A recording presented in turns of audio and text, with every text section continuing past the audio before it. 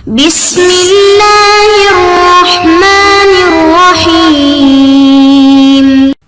بسم اللہ الرحمن الرحیم الحمد للہ رب العالمین والصلاة والسلام علی رسولہ محمد وآلہ واصحابہ اجمعین اما بعد. درس نمبر 96. آج کے سبق کا عنوان ہے مقدمہ توضیح حصہ 50.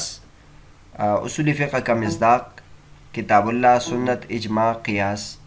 کی بحث. توضیح تلوی کا مقدمہ چل رہا ہے جس میں اصول فقہ کی تعریفات سے متعلق مباحث ہے. تو اس سے پہلے اصول فقہ کی تعریفات گزر چکی ہے. اب علامہ صدر الشریعہ رحمۃ اللہ علیہ اصول فقہ کا مصداق بتا رہے ہیں کہ اصول فقہ چیز کیا ہے، وہ کیا کیا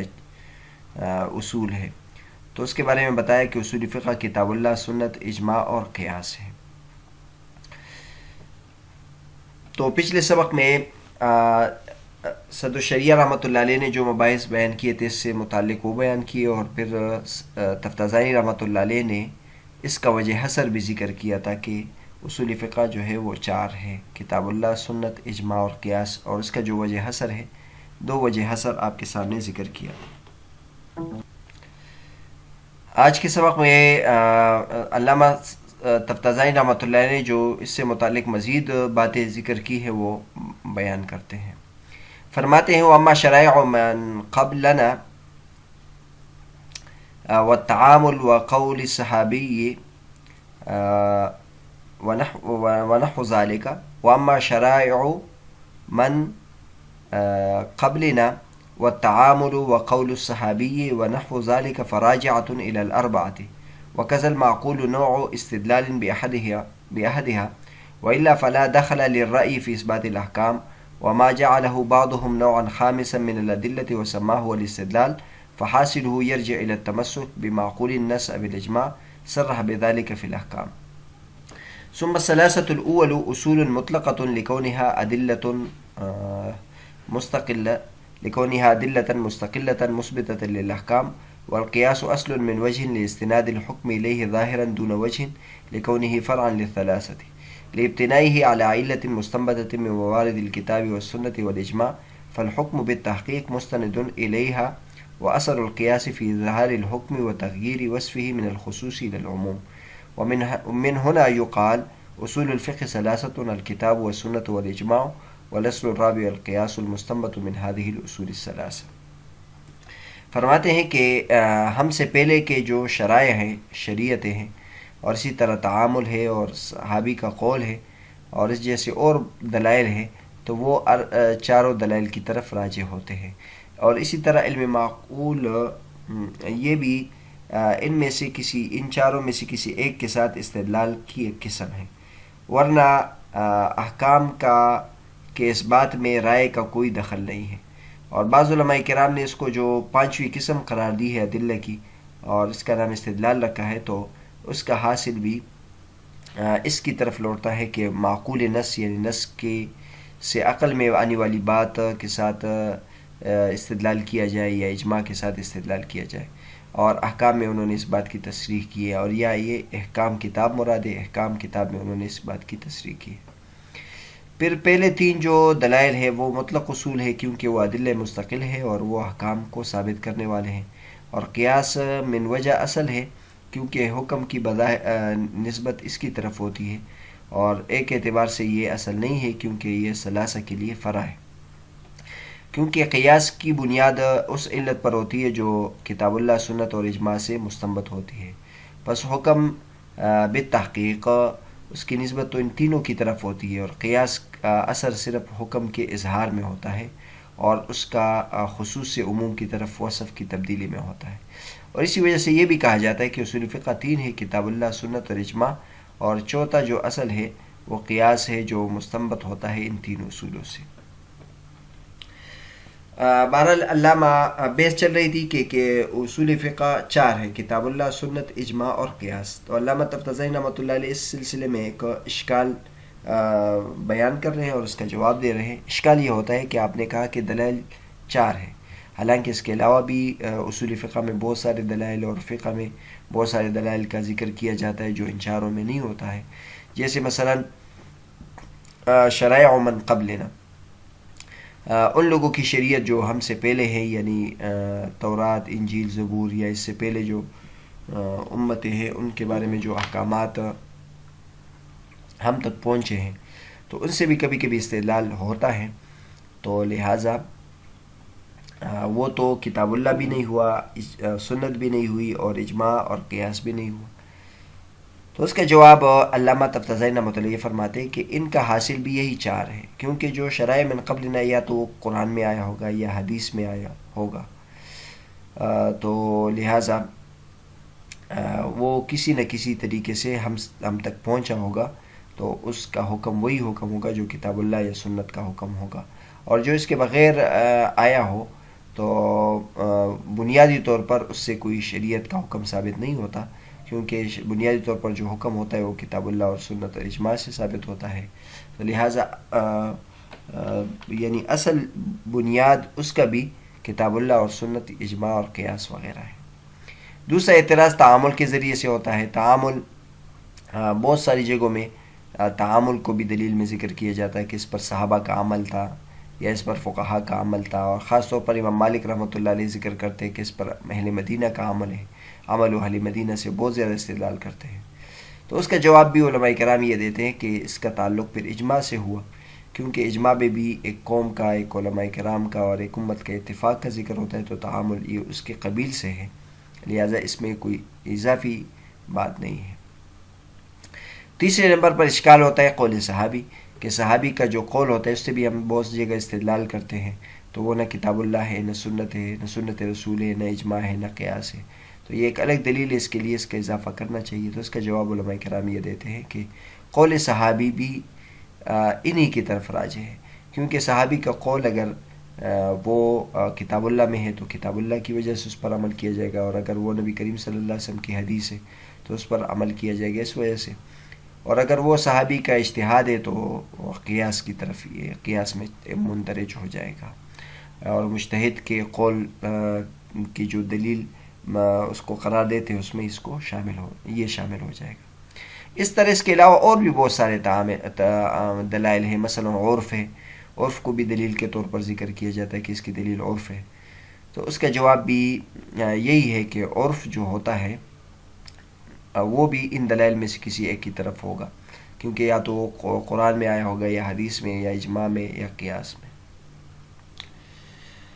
اسی طرح علم معقول، دلیل عقلی، تو دلیل عقلی بھی کے ذریعے سے بھی بعض مرتبہ بہت سارے احکامات ہم ثابت کرتے ہیں. تو اس کا جواب بھی علماء کرام یہ دیتے ہیں کہ یہ دلیل عقلی جو ہے یہ بھی کیونکہ وہ جو ہم عقلی دلیل ذکر کرتے ہیں تو وہ عقل کو جو بات سکھلائی گئی ہے یا تو قرآن سے سکھلائی گئی ہوگی، یا وہ حدیث سے سکھلائی گئی ہوگی، یا اجماع میں آیا ہوگا، یا وہ قیاس میں آیا ہوگا. لہٰذا علم معقول بھی مستقل طور پر دلیل نہیں ہے، بلکہ یہ ان میں کسی ایک میں اس کو درج کیا جاتا ہے. تھوڑا بہت فرق ہوگا، لیکن بہرحال ہم بڑے بڑے اقسام کا خیال رکھتے ہیں تو اس میں چھوٹی باتوں کو پھر نظر انداز کرتے ہیں. لہٰذا بنیادی طور پر جو ہمارے پاس دلائل ہے وہ چار ہیں: قرآن، حدیث، اجماع اور قیاس.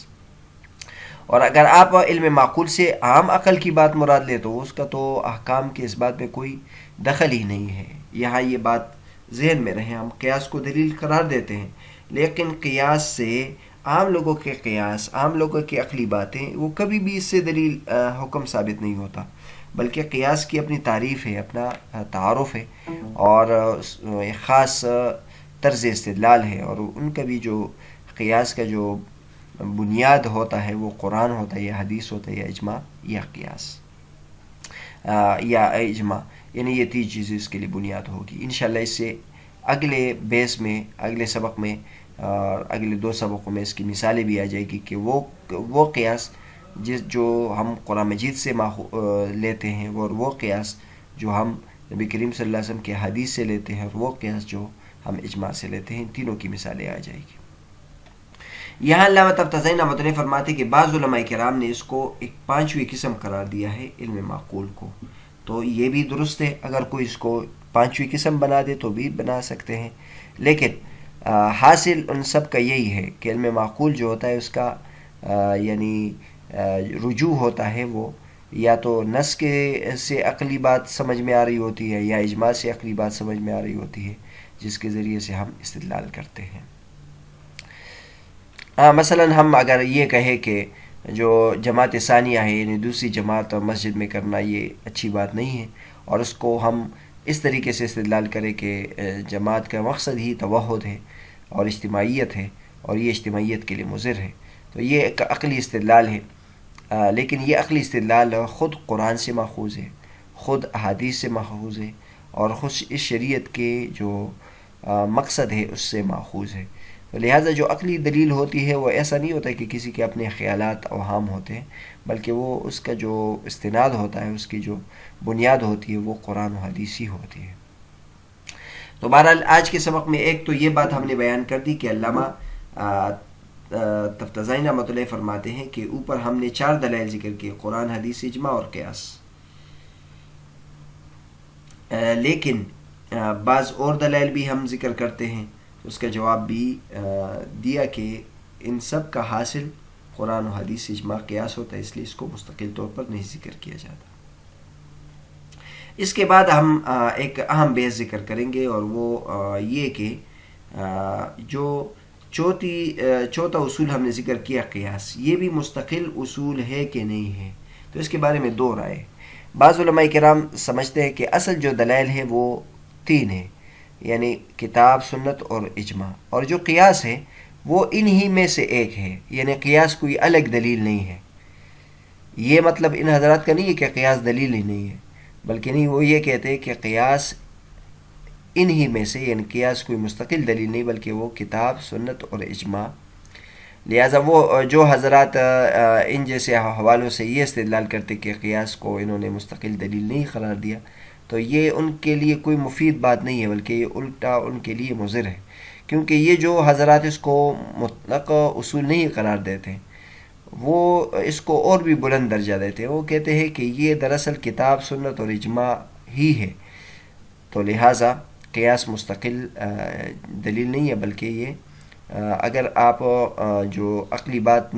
قرآن سے لے رہے تو وہ تو قرآن ہے، اور آپ اگر عقلی بات سنت سے لے رہے تو وہ تو سنت ہے، اور اگر آپ عقلی بات اجماع سے لے رہے تو وہ اجماع ہے۔ لہٰذا اس کو الگ اصول کے طور پر آپ ذکر نہ کریں، بلکہ یہ وہی ہے جو آپ کتاب اللہ سے استدلال کر رہے ہیں، سنت سے استدلال کر رہے ہیں، اجماع سے کیا استدلال کر رہے ہیں۔ تو قرآن، حدیث، اجماع میں جو بات صاف طور پر آئے تو وہ بھی قرآن ہے، اور جو اس میں غور و فکر کے بعد جو بات نکالی جاتی ہے وہ بھی کتاب، سنت، اجماع ہے، وہ حضرات یہ کہتے ہیں۔ تو بہرحال یہ کہ بیس ہم ذکر کریں گے کہ پہلے 3 جو ہے یہ مطلق اصول ہے، کیونکہ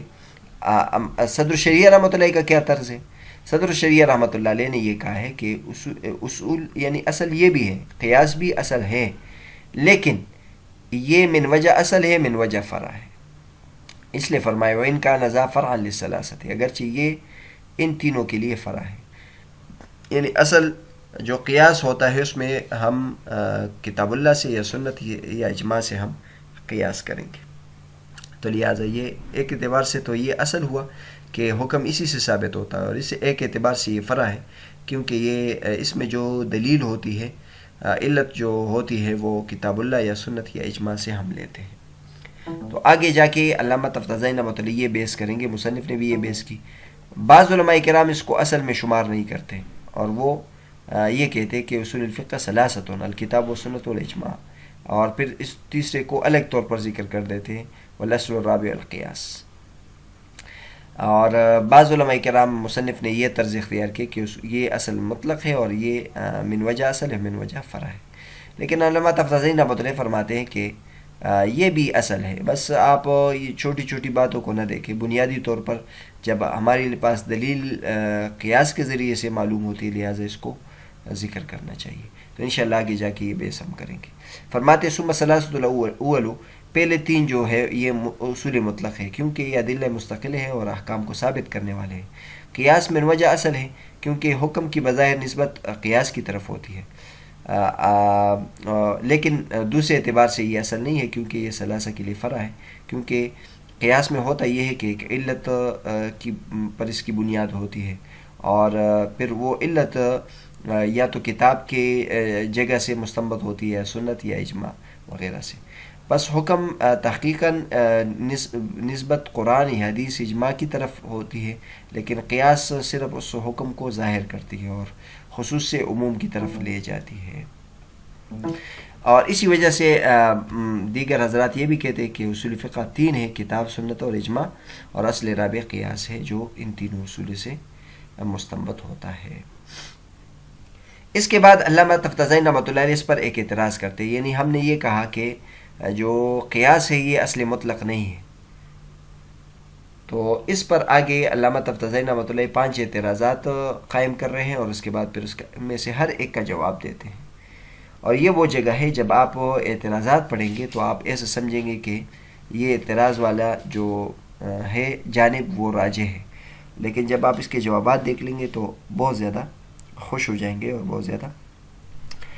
اس طرف کے قائل ہو جائیں گے جو یعنی اس